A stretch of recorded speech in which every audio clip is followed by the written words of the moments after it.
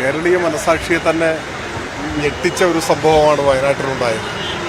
നമ്മുടെ മാധ്യമങ്ങളത് ആത്മഹത്യ എന്ന നിലയിലാണ് റിപ്പോർട്ട് ചെയ്തതെങ്കിലും സത്യത്തിൽ അതൊരു കൊലപാതകമാണ്, ഒരു ഇരട്ട കൊലപാതകം. കേരളത്തിലെ ഒരു സംഘടനാ കൊലപാതകം എന്ന് വിശേഷിപ്പിക്കാവുന്ന ഒരു മനുഷ്യക്കുരുതിയാണ് നടന്നത്. അത് നടത്തിയതാവട്ടെ MLA-യുടെയും DCC പ്രസിഡന്റിൻ്റെയും എല്ലാം നേതൃത്വത്തിലാണ്. വൻതോതിലുള്ള സാമ്പത്തിക തട്ടിപ്പിനെ തുടർന്ന് ഒരായുഷ്കാലം മുഴുവൻ കോൺഗ്രസ് പാർട്ടിക്ക് വേണ്ടി ജീവിതം സമർപ്പിച്ച NM വിജയനും അദ്ദേഹത്തിൻ്റെ കുടുംബവും അവസാനം അദ്ദേഹവും മകനും ഇന്ന് നമ്മോടൊപ്പം ഇല്ലാത്ത സ്ഥിതിയിലെത്തി.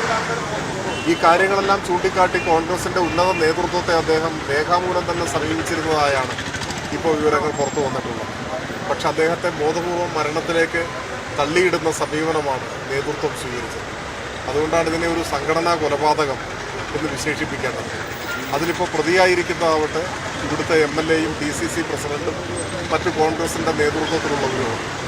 തീർച്ചയായും ഇവിടുത്തെ ജനങ്ങൾ കക്ഷി രാഷ്ട്രീയത്തിന് അതീതമായി തന്നെ ഇതിൽ ഒരു നിലപാട് സ്വീകരിക്കുന്നവരും കുറ്റക്കാരെ നിയമത്തിൻ്റെ മുൻപിൽ കൊണ്ടുവരാനും ജനങ്ങളിൽ നിന്ന് ഒറ്റപ്പെടുത്താനുമെല്ലാം ആഗ്രഹിക്കുന്നതുമാണ്. ആ വയനാടിൻ്റെ വികാരമാണ് ഇന്നിവിടെ മനുഷ്യച്ചങ്ങലയുടെ രൂപത്തിൽ സംഘടിപ്പിക്കപ്പെടുന്നത്.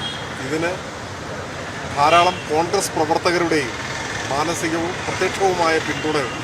അതുകൊണ്ട് തന്നെ എല്ലാ വിഭാഗം ജനങ്ങളുടെയും, നീതി കാക്ഷിക്കുന്ന എല്ലാ വിഭാഗം ജനങ്ങളുടെയും ഒരു പ്രതിഷേധം എന്ന നിലയിലാണ് ഇന്നത്തെ മനുഷ്യച്ചങ്ങല ഇവിടെ സംഘടിപ്പിക്കപ്പെട്ടിട്ടുള്ളത്. പ്രിയങ്ക ഗാന്ധി ഉൾപ്പെടെയുള്ള നേതാക്കന്മാർ സത്യത്തിൽ വയനാട്ടിലെ കോൺഗ്രസ് DCC-യെ പിരിച്ചുവിടാനും ഇവിടുത്തെ MLA-യോട് രാജിവെക്കാനുമാണ് ഉപദേശിക്കേണ്ടത്. അതാണ് ഈ നാട് ഇപ്പോൾ ആഗ്രഹിക്കുന്നത്.